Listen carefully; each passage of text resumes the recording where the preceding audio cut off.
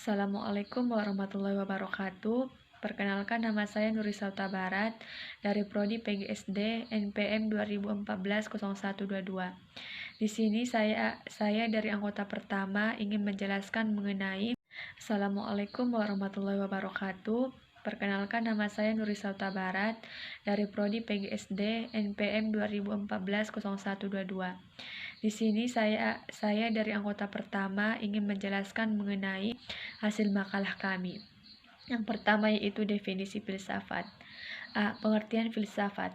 Filsafat merupakan pengetahuan dan penyelidikan dengan akal budi mengenai sebab-sebab, asas hukum, dan sebagainya daripada yang ada di alam semesta ataupun mengetahui kebenaran dari arti adanya sesuatu. Definisi tersebut antara lain yang pertama Plato, yang kedua Aristoteles, yang kedua Marcus Tullinus, yang keempat Al-Farabi. Selanjutnya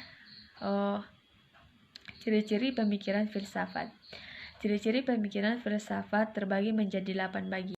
Yang pertama berpikir kritis, yang kedua bersifat konseptual, yang ketiga berpikir obehere atau runtun, yang keempat berpikir menyeluruh, yang kelima bersifat universal, yang keenam bersifat terdalam, yang ketujuh bersifat sistematis, yang kedelapan bertanggung jawab.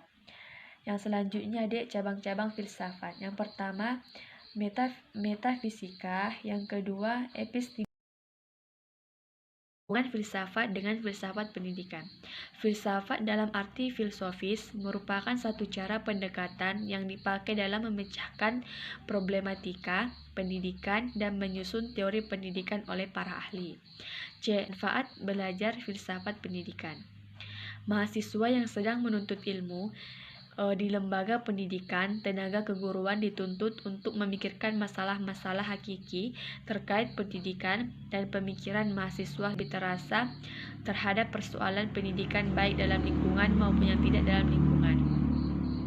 Yang ketiga yaitu 3 cara berpikir seorang filosofis. Berfilsafat. Berfilsafat itu adalah berpikir, tapi tidak semua yang berpikir itu dikatakan berfilsafat. Berpikir filsafat dibagi menjadi 2 bagian. Yang pertama berpikir secara tradisional, yang kedua berpikir secara ilmiah. Yang selanjutnya yaitu pemikiran kefilsafatan mempunyai ciri-ciri sebagai berikut. Yang pertama metodis, kedua sistematis, ketiga koheren, keempat komprehensif, kelima rasional. Cukup sekian pembahasan saya, selanjutnya akan dilanjutkan oleh teman saya yang bernama Nur Ainun Siregar. Assalamualaikum warahmatullahi wabarakatuh. Perkenalkan, nama saya Nur Ainun. Saya dari Prodi PGSD kelas 3C. NPM 20140117. Nah, di sini saya akan membahas tentang filsafat pendidikan dan cara berpikir seorang filosofis. Secara etimologi, filsafat pendidikan itu mengandung 2 pengertian yang berbeda, yaitu filsafat dan filsafat pendidikan. Pengertian filsafat. Filsafat berasal dari bahasa Yunani, yaitu pilar dan sophia. Pilar adalah sophia, yang berarti cinta, sedangkan sophia adalah kebenaran atau kebajikan. Jadi kata filsafat yaitu berarti cinta akan kebenaran dan kebajikan. 2. Pengertian filsafat pendidikan. Pendidik yang perlu dihadap anak didiknya pasti akan memikirkan pendidikannya, karena seorang pendidik pasti menginginkan anak didiknya menjadi pintar, lulus, dan sukses dalam menggapai cita-citanya. Menurut John Dewey yang dikutip oleh Jalaluddin dan Abdullah di dalam bukunya Pembentukan Kemampuan Dasar yang Fundamental, baik yang mengangkut daya pikir atau intelektual maupun daya perasaan atau emosional menuju ke arah tabiat manusia, maka filsafat juga bisa diartikan sebagai teori umum pendidikan. Sedangkan Jalaluddin dan Abdullah di dalam bukunya filsafat pendidikan yang mengutip dari Asi Saibani menjelaskan bahwa filsafat pendidikan adalah aktivitas pikiran yang teratur yang menjadikan filsafat tersebut sebagai jalan untuk mengatur, menyelaraskan, dan memadukan proses pendidikan. Beberapa pengertian dari filsafat pendidikan yaitu, yang pertama, filsafat pendidikan adalah pengetahuan yang memikirkan hakikat pendidikan secara konferensif dan kontemplatif tentang sumber, seluk-beluk pendidikan, fungsi dan tujuan pendidikan. Yang kedua yaitu filsafat pendidikan adalah pengetahuan yang mengkaji proses pendidikan dan teori-teori pendidikan. Yang ketiga yaitu filsafat pendidikan mengkaji hakikat guru dan anak didik dalam proses pembelajaran di kelas maupun di luar kelas. Dan yang keempat yaitu pendidikan mengkaji berbagai teori pendidikan, metode, dan pendekatan dalam pendidikan. Yang kelima yaitu filsafat pendidikan mengkaji strategi pembelajaran alternatif. Yang keenam, filsafat pendidikan mengkaji hakikat kurikulum pendidikan. Dan yang ketujuh, filsafat pendidikan mengkaji hakikat evaluasi pendidikan dan evaluasi pembelajaran. Dan yang terakhir yaitu filsafat pendidikan mengkaji hakikat alat-alat dan media pembelajaran. Hubungan filsafat dengan filsafat pendidikan. Hubungan filsafat dengan pendidikan sangat erat sekali dengan satu dan yang lainnya. Kuatnya hubungan tersebut disebabkan karena kedua disiplin tersebut menghadapi problem-problem filsafat secara bersama. C. Yaitu belajar filsafat pendidikan. Mahasiswa yang sedang menuntut ilmu di lembaga pendidikan tenaga keguruan dituntut untuk memikirkan masalah-masalah hakiki terkait pendidikan. Dengan begini, pemikiran mahasiswa menjadi lebih terasa terhadap persoalan-persoalan pendidikan baik dalam lingkungan mikro maupun makro. Hal ini menjadikan mahasiswa lebih kritis dalam memandang persoalan pendidikan. D yaitu ruang lingkup filsafat pendidikan. Yang pertama yaitu merumuskan secara tegas sifat hakikat pendidikan atau bisa juga disebut the nature of education. Yang kedua yaitu merumuskan sifat hakikat manusia sebagai subjek dan objek, the nature of man. Yang ketiga, merumuskan secara tegas hubungan filsafat pendidikan, agama, dan juga kebudayaan. Yang keempat, merumuskan hubungan antara filsafat pendidikan, teori, dan pendidikan. Yang kelima yaitu merumuskan hubungan antara negara atau ideologi, filsafat pendidikan, dan politik pendidikan atau sistem pendidikan. Dan yang terakhir yaitu merumuskan sistem nilai norma atau isi moral pendidikan yang merupakan tujuan pendidikan. Filsafat pendidikan merumuskan bahwa ruang lingkup filsafat pendidikan adalah sebagai berikut. Yang pertama yaitu pendidik, yang kedua murid atau anak didik, yang ketiga materi pendidikan, yang keempat perbuatan mendidik, yang kelima metode pendidikan, yang keenam evaluasi pendidikan, yang ketujuh tujuan pendidikan, yang kedelapan alat-alat pendidikan, dan yang terakhir yaitu ada lingkungan pendidikan. Yang keempat yaitu cara berpikir seorang filosofis. Berfilsafat itu adalah berpikir, tapi tidak semua yang berpikir itu dikatakan berfilsafat. Berpikir non-filsafat dapat dibedakan menjadi dua, yaitu berpikir tradisional dan berpikir ilmiah. Nah, berpikir tradisional adalah berpikir tanpa mendasarkan pada aturan-aturan berpikir ilmiah. Artinya, berpihak hanya mendasarkan pada aturan-aturan yang sudah berlaku sejak nenek moyang, sehingga merupakan warisan lama. Berpikir ilmiah adalah berpikir yang memakai dasar-dasar ataupun suatu aturan-aturan ilmiah, di antaranya seperti metodis, sistematis, objektif, dan juga umum. Metodis yaitu menggunakan metode, cara, jalan yang lazim digunakan dalam disiplin ilmu yang dibicarakan. Yang B yaitu sistematis.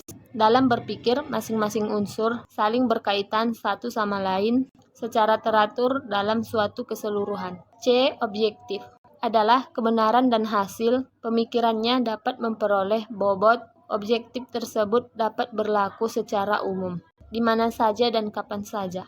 Pemikiran kefilsafatan mempunyai ciri-ciri sebagai berikut. Yang pertama ada metodis, yang kedua sistematis, yang ketiga koheren, yang keempat rasional, yang kelima komprehensif, yang keenam radikal, dan yang terakhir yaitu universal. Beberapa metode berpikir atau berfilsafat yang telah dirumuskan oleh Dr. Anton Baker dalam bukunya, yang mana di dalam uraian ini akan dijelaskan. Pertama, metode intuitif atau Plotinus dan Henry Bergson.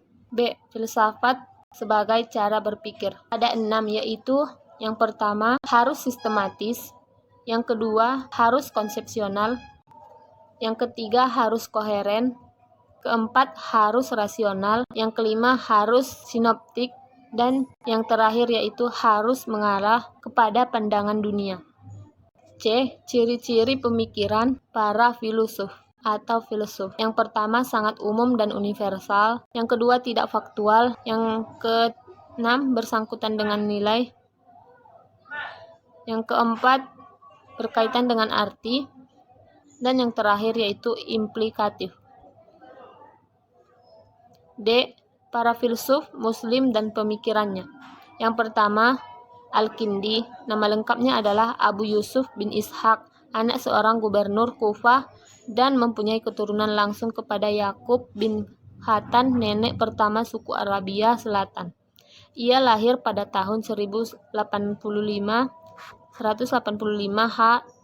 Haji atau pada 801 Masehi, yang mana Al-Kindi hidup dalam kecemerlangan dunia Islam di fase dinasti Abbasiyah. Yang kedua, Al-Farabi. Nama lengkapnya adalah Abu Nars Muhammad bin Horkan. Lahir di Wasit, distrik Farab, Turkestan tahun 258 Haji atau 339 Masehi. Adri seorang ayah Persia dan ibu Turki.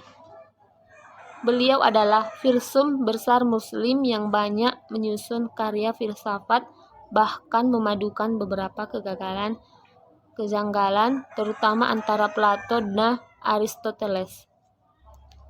Pemikiran Al-Farabi mencakup beberapa aspek, namun dibatasi pada 3 masalah utama, yaitu kesatuan filsafat, Tuhanan, dan yang ketiga Ibnu Sina. Nama lengkapnya Abu Ali Al-Husain bin Abdillah bin Hasan bin Ali dengan sebutan bin Sina. Ibnu Sina merupakan filsuf besar yang digelar sebagai maha guru, kadang tersebut juga dengan Aristoteles baru. Filsuf ini lahir di desa Afsyanah dekat Persia Utara tahun 370 atau 980 Masehi. Dan wafat di Hamaja 57 tahun kemudian, yaitu tahun 428 Haji dan 1037 Masehi. Sejak kecil Ibnu Sina menampakkan kecerdasannya yang sangat luar biasa. Karya-karya penting Ibnu Sina yaitu diantaranya yang pertama Al-Shifah, berisikan kajian logika, matematika, dan filsafat. Yang kedua Al-Isyarat wa Al-Tanbihat, berisikan kajian logika, filsafat, dan tasawuf. Yang ketiga Hadiah Al-Rais ila Al-Amir, sebuah buku yang dihadiahkan kepada Sultan Nuh bin Mansur. Dari pemikiran Ibnu Sina, kajian dibatasi pada 3 bidang adalah sebagai berikut. Yang pertama, penciptaan alam.